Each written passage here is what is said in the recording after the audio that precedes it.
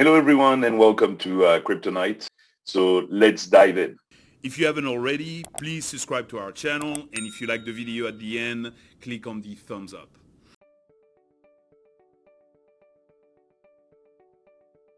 Hello, everyone, and welcome to Kryptonite, the crypto investor channel. I'm Boris. Let's dive in. So today I'm with Colton. How you doing, Colton? I'm doing great, Boris. How are you? Good.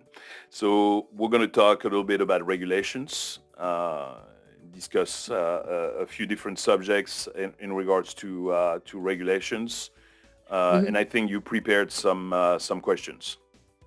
Yeah, definitely. And my first question today, Boris, is how many countries have adopted, cryptocurrency as a legal tender? So really, El Salvador is the only country that has officially adopted Bitcoin as a legal currency. There are a few others that want to do the same. There are some that want to do CBDCs, which is central bank coins.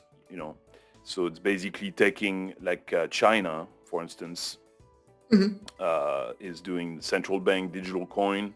That's what CBDC is. hmm And they're taking the yuan, which is the Chinese money, and making it hmm into digital yuan. And they want to release that for the next Olympics because they want people coming from all over the world to use their CBDC. Now, there are many countries that are trying to do CBDCs. We just heard that the UK is developing in partnership with Ripple, Ripple being, the company XRP? that Yeah, yeah. is in that lawsuit with the SEC. But they are the founders of the XRP coin, so they're going to base the technology on XRP. There are other countries that are using Algorand is a big one right now that a lot of countries are looking to utilize Algorand as their blockchain uh, because most countries that want to do a CBDC, I mean, they're not going to go develop their own blockchain. That would be a lot of work. It'll set them up. I mean, it'll set them back years, before they can actually operate. If they go and operate on XRP Ledger or if they go operate on Algorand, the great thing is they will be able to operate much quicker. They will have much faster, uh, they'll go to market much faster. So hmm I think we're going to see, I know Europe is working on a digital euro as well. The US is talking about a digital dollar. So we might see some of the smaller countries probably adopt either Bitcoin or one of the other big crypto as their uh, potentially becoming an official uh, currency in their country. I think the bigger countries, like the G20 or whatever, are hmm going to most likely come up with a digital version of their current fiat money. That's mm what would make more sense. But they're going to use technologies like Okay, that makes Algorand sense. or XRP Ledger or something of that nature. So now hmm Brazil is not making Bitcoin legal tender, but hmm they are pushing extremely hard Bitcoin and a few other crypto to become, like I said, not necessarily legal tender, but a legal payment method where people can use and they would be very basically we see that a lot of countries, and Brazil of course is a big country, so that's a big deal. They are really pushing to make sure that crypto is accepted pretty much everywhere in their country. So they're becoming extremely crypto friendly. That's what we can say. Okay, yeah, no, that makes sense.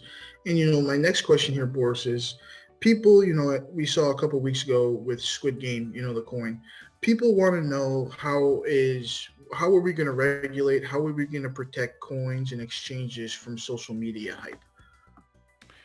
Well, it's not an easy one, and obviously the U.S. Just passed the infrastructure bill, which is not a very good bill. It's a little bit of a disaster, as far as crypto is concerned. Um, Now, senators in the U.S. and members of Congress are working on coming up with new legislature that would probably overwrite and get rid of some of the thing in the infrastructure bill. And it's got to be a good balance between uh, one, having regulations to prevent scams, to prevent people, losing money and all those type of things, but also it needs to be loose enough where it doesn't damage innovation.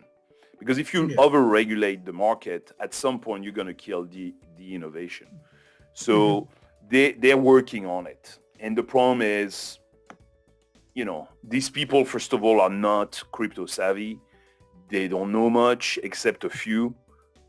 But most of them don't have a very good understanding of crypto. They're barely understanding crypto.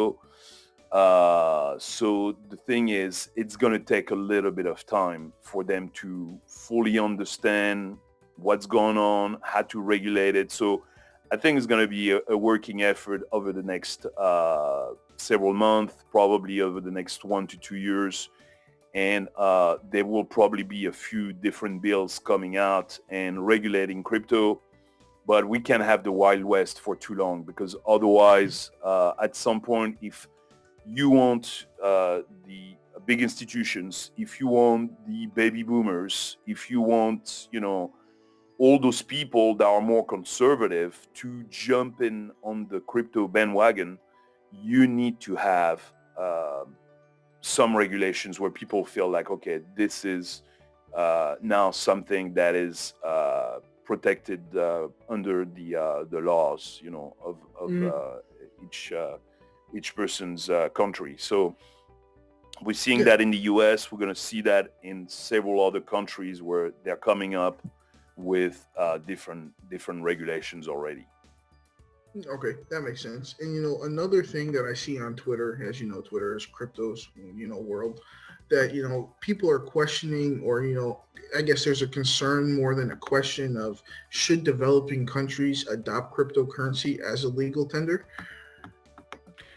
Well, some of them, they're either pegged to the dollar, which is the case Hmm. of El Salvador.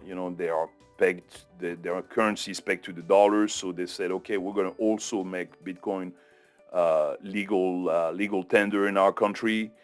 But the problem of being under the US dollar is, of course, the US, can uh, initiate itself in the country's affairs, or they can basically tell them like, oh, you cannot do this or you cannot do that.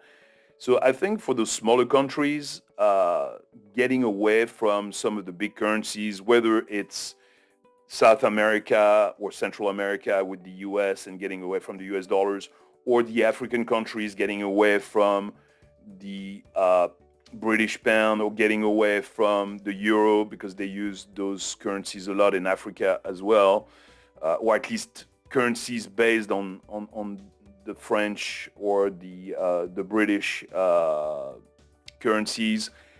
The thing is, I think they're going to be more independent, and they're going to realize that very quickly. Now, right now, Cardano, ADA, is working very closely with a lot of African countries.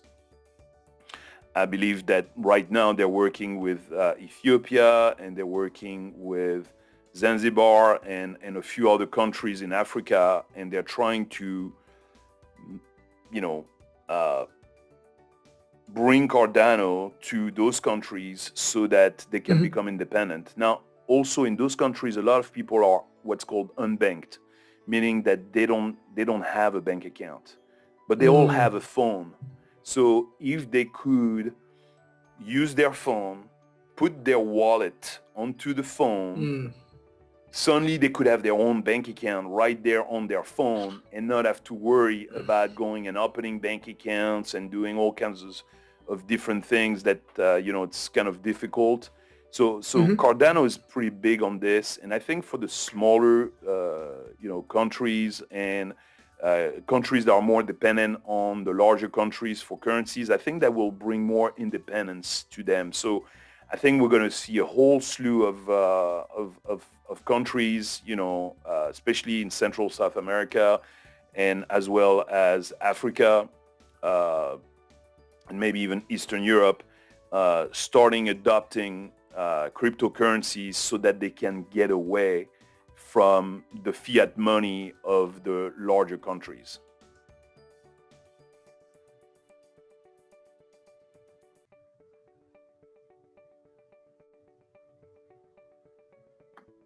Are you there? I'm there, Boris. Yeah, you froze. Yeah, sorry. I don't know if you Oh heard no, yeah. everything I said. Hopefully you did. I did. Yeah, yes, sir. Okay. Uh, so yeah, so that's what's going to happen is we're going to see those smaller countries adopt uh, faster and faster. Especially, it takes a few, but once you have a few that have kind of sign up and jump into the cryptocurrency world, we're going to see all the others rushing to do the same. Yeah, no, and I never even personally thought about it as in, they don't even have a bank. This is an option for them, to store money now, have a bank. That's pretty genius. I never even thought about that. My last and final question that people are asking, I see on Twitter: how can we mitigate the risk with cryptocurrency and cross-border transactions? Well, I mean, some of the problems of cross-border payments. First of all, you have a lot of fees. Second of all, they take sometimes to happen. Sometimes they take days. To go from one country to another. Uh, and sometimes when there's a big emergency, a country might need money like right now, not 4 days from now. That might be a little bit late. And you need also traceability and also the other problem. Imagine you have a country whose money is devaluating very fast. If it takes 4 days for them to receive the money, by the time they receive the money, situation got even worse. Because maybe in 4 days it has lost another 25%, of its value. So it would be much better if those crossover payments could take just seconds. Now, of course, everybody, is Yeah. probably thinking XRP because obviously it is the best cross-border payment out there. Literally, it takes seconds. And on the top of that, they have what they call the liquidity pool, which is they have the liquidity to make things happen instantly. So I think we're going to see a lot of adoption of the crypto in general. XRP probably being ahead of the others on that one because that's their specialty. There could be a few others also that'll come into play, but that would help, tremendously the crossover payments. Now, Hmm. you also have in many countries workers. Whenever you are in Asia, you may have people from countries like the Philippines or whatever, or a few other countries, and maybe they're working in, let's say, Singapore or in the Middle East, Hmm. and they send back money to their families. And it's the same, with people in the U.S. You have people sending money to Mexico or Central South America. People living in, Hmm. working in the U.S. and sending back money. Europe, it's a lot of African countries, sending money back to people.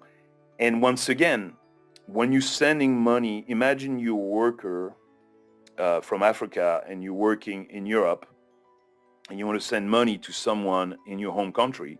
One of the big problems is that it takes, you have to go to like a Western Union, which is going to have Hmm. extremely high fees. And then on the other side, the person has to literally go to a Western Union, and that Western Union might be, 100 miles away or 50 miles away, to collect the money because, once again, they're unbanked. Some people in some of those countries don't hold bank accounts. So they have no choice but going to Western Union, getting the money in cash, that maybe the cousin or the son or the father sent to them. And so lots of fees. It could take sometimes, it's not necessarily instantaneous. And so there's all those problems here.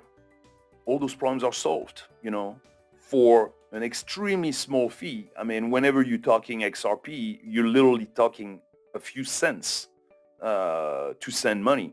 So you could be sending $1,000. Well, if it costs you 3 cents, on the other side, they're receiving, $999.97. If you go through a Western Union, you might be paying 20, 30, 40, 50 bucks, depending on the countries you're sending and this and that. So already you're like, okay, I'm giving up almost 5%, of some of those fees when they go pretty crazy, especially on small amounts, which is often the problem, because the fees might still be, $30, $50, even on a $250 transfer. So that's really a problem. And then on the other side, they have to go collect it, and lots of things happening. Whereas here, from their phone, boom, transfer XRP, and 3 seconds later, on the other side, they got it. They got it. And if those countries start adopting cryptos, maybe the person receiving the money keeps it in crypto and starts spending their money, in crypto directly. And there's no need for fiat money anymore, on many instances. So I think that's going to solve a ton of problems. So whether it's from state to state, from, let's say, the US to another country that they're trying to help financially because they have a financial crisis, or if it is from person to person, it's going to solve a lot of problems. It's going to save people a lot of money, and it's going to make things just a lot easier. Yeah, yes, sir. No, that's amazing. And from my side, Boris, that's all I really had about regulations today. So if you would like to add anything, feel free. But from my side, I'm good. Yeah, no, I think we're going to see a lot of adoptions over the next few years. Rules and regulations will be coming in, but that's to be expected. We just have to be on the lookout for and make sure that politicians do a good job, because that's the only concern. I think that's the reason why, we've seen kind of a pullback recently on the market. Is some people get a little handsy about what was going on with the infrastructure bill, but not so much that bill itself, but also like, well, what are the senators, congressmen working on? What are they going to come up with next? So we just want to make sure that it's going to be, pretty good overall. So we're going to have to really see what they come up with. And don't forget, most countries, of course, the US, same in Europe, you can write to your congressman, you can write to your senator, and you can say what you want. You can say, hey, this is what I want. I want you to put some regulations, but don't put, too harsh of a regulation. When you see bills being proposed, if you feel like it's too harsh or it's not strong enough, whatever, you have the power to actually pick up a letter and write them a letter and voice your concerns. And if a lot of people do that, they'll listen, because obviously they want to get reelected. So they'll listen to what you have to say. So don't forget about the fact that in most countries, you have that power of writing to your senators and congressmen. Yeah, yes, sir. All right, I think that's it for today. Thank you. I hope this video helps, and we'll see you on the next episode of Crypto Night. Thank you. Bye-bye. Okay, sounds good. I hope this video helps. Thank you for watching. Have a good day. If you haven't already, please subscribe to our channel, and if you like the video at the end, click on the thumbs up.